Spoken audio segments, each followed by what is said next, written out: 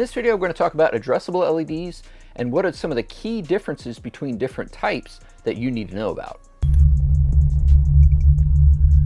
So sometimes it can be a little bit confusing when you hear about an RGB or an RGBW strip. It's not always clear if that RGB or RGBW is addressable or not, and so sometimes it can be a little bit confusing. Addressable LEDs have the ability to flow effects through a strip, whereas dumb LEDs or analog are LEDs that have to be one color and are not able to have that flowing animation. But if you don't really know what you're looking for, you might look at a strip that's analog and a strip that's addressable and not really know what the difference is. As well as just knowing cross compatibility between one and the other. Not all addressable is compatible with all addressable. And so it is important to be able to differentiate an RGBW from an RGB, a 12 volt from a 5 volt, a GRBW color order versus an RGBW color order, and why any of this even matters. So in this video, I'm going to explain what addressable is, how it works, and show you some of the differences between one LED and another. So for addressable LEDs, they will typically be 3-wire LEDs. You'll have your power, you'll have your ground, and you'll have your data in the middle. There are some exceptions to this where a strip might have 4 wires to it. Now, assuming this is an addressable strip, this could be that there is a data redundancy line, which in the case of this SK6813, you can see 2 data lines in the middle there. Now, these are data redundancy lines. So the idea is that if an LED were to fail, the LEDs after that will still light up. This is not something the typical 3-wire addressable LED system can do. With those systems, if an LED burns out, the LEDs after it do not get a signal and do not light up. Another possible reason that you might find a 4-wire system would be if there's a clock line. Now, the controllers that we're using here primarily will not be using clock lines. None of our LEDs have clock lines. And overall, it's not super common to have clock line style LEDs. But things like APA 104 are LEDs that do have clock lines. So keep that in mind if you're looking at different options on the market and understanding that if you're trying to use something like a Blue Ghost controller, they will not work with an LED that has a clock line, but they will work with an LED that has double data redundancy. These strips here are the SK6813s that we saw on the website, and they're fully compatible with a Blue Ghost controller. Now, by comparison, this is one of our RGB strips. This has RGB LEDs in sections, and it does not have the ability to flow the animation through the strip. It will be any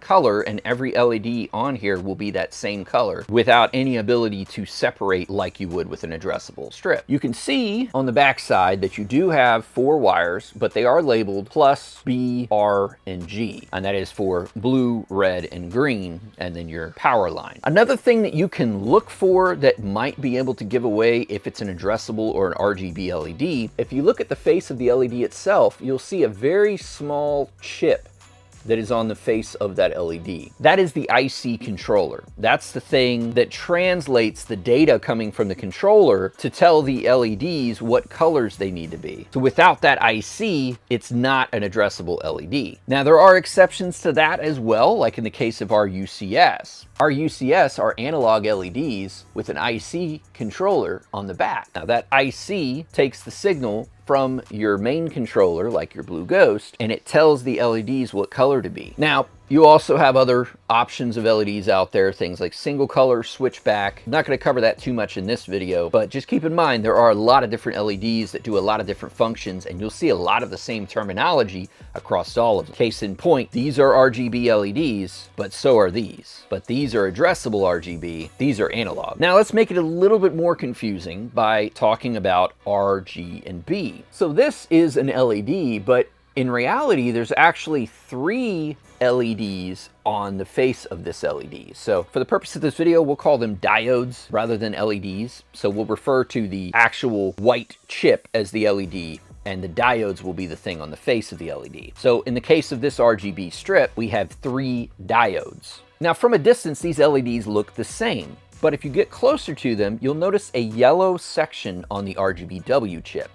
This is your white diode. In order for an RGB strip to produce a white color, it has to turn on all 3 diodes equally. So a full power white would have 3 diodes going at full power, whereas with an RGBW strip, you'd only have 1 diode at full power. So if you're trying to figure out if you have RGB or RGBW strips, Just look for that little yellow section on the face of the LED.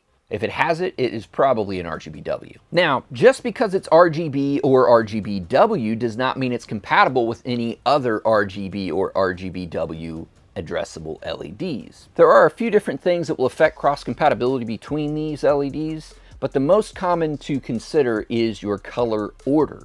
Now that references the order in which the IC controls the color. So the IC might control the color in a red, green, blue, white order, or it might control it in a green, red, blue, white order, or really any combination there in between. And the issue is the way that the controller communicates with the LEDs. You have to set the controller to the proper color order for it to work properly with the strip. So when you select on your controller a red color or a blue color, it needs to know in the controller how to send the data to the strip, so the data from the strip can be converted into the output on the LED. So if you were to take a strip that is RGBW color order and connect it to a controller that has GRBW color order set, then your red and green will be flipped. Now, the easy solution here is just to go into the controller and change the color, but if you're trying to mix two strips together, you can't have the controller set to two different color orders. It can only be one. So that's where you'll have an issue if you were to grab two different strips, one that's RGBW and one that's GRBW color order. They will not be compatible on the same controller. The same is true with RGB versus RGBW.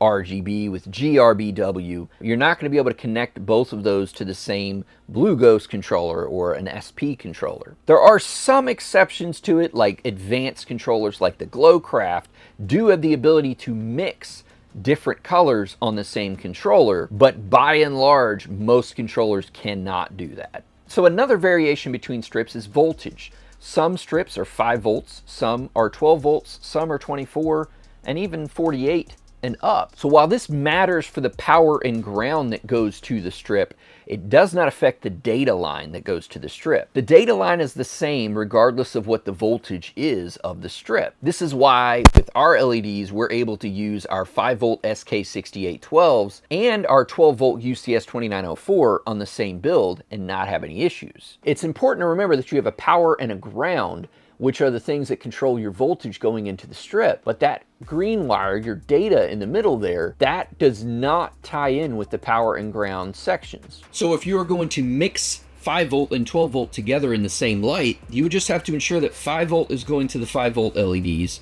12 volt is going to the 12 volt LEDs, and neither of them are crossing. So case in point, if you were to take this 5 volt strip and this 12 volt strip, you could plug them in together so the data can go through the first strip into the second, but it's very important to remember that you must disconnect the power and ground. And you can do that just by clipping the wires. Just separate that white and that red wire and cut it so that they're not connected between the two strips. And then run your 5 volt power and ground. You can use these little power injection points here to do that, or the wires that you cut. The data can be transferred from one to the other. The power and ground cannot be. Now this little module is something that I created to use for testing purposes on the bench here. If I want to really quick plug up a 5 volt and a 12 volt on the same controller, I can do that using this. Now, since in this one I'm not too worried about splitting data, I do have my data coming from the JST plug that will plug into my controller, comes out of there and it splits off into each one of these plugs. So it is running in parallel, but that's perfectly fine for the purposes of this. But you'll want to consider that when you're doing your lights. It's not ideal with a Blue Ghost to run your data line split, so you definitely have to keep that in mind depending on the project that you're working on. But I've also got my power and ground coming in here, and I've got my grounds going to my plugs and my power going to the plugs on this side. These are my 12 volt inputs. And then I've also got that power and ground coming back to this 5 volt inverter. From the inverter, it comes out and it goes to this group of JST plugs, which are 5 volt plugs. So I have 5 volt plugs on this side, 12 volt plugs on this side, and one master plug that goes to the controller. So as you can see here, I have my 5 volt strip, my 12 volt strip plugged into their respective 5 volt or 12 volt output, and that is coming from my Blue Ghost controller, and they are working together on the same controller. Now, what would happen if I put an RGB strip on this same controller? So as you can see now, I have an RGB strip here, a GRBW, and a GRBW. And the issue with the RGB one we're seeing is like a rainbow effect. And that has to do with the fact that this one is 3 data points and this one is 4. It's the way it kind of communicates with the controller itself. The controller sends out a blockchain, and that chain of information that it sends out is being grabbed by the IC chips on each one of these LED faces. And that data chain is being grabbed by each IC in the chain. So each pixel is pulling that data. It's grabbing the first section of that data chain to know what colors to be. Well, an RGB LED is only going to grab enough information for 3 diodes, whereas an RGBW LED is going to grab enough information for 4 diodes. Then it's going to take that information that it grabbed and it's going to send the rest of the data chain to the next LED.